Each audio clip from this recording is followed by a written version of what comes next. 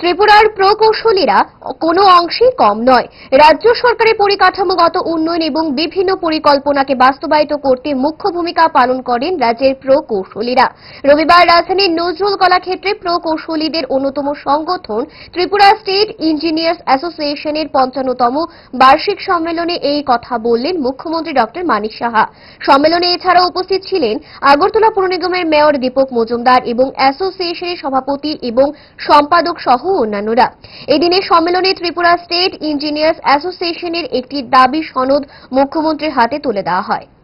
নির্মাণ করা হয়েছে জনগণ দ্রুত এবং সঠিক স্বাস্থ্য সেবা লাভ করতে পারবে।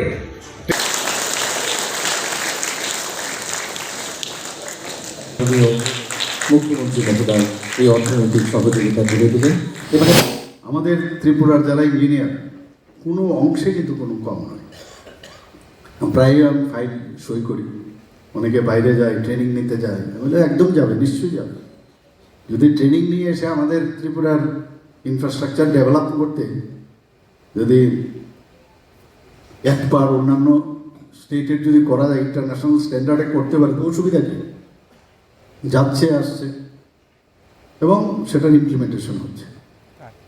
আজকে ইরিগেশনের যদি কথা বলি, সেখানেও ইঞ্জিনিয়ারদের স্থান, আমাদের যে পিডাব্লিউডি ওয়াটার রিসোর্স, সেখানেও আপনাদের বিরাট একটা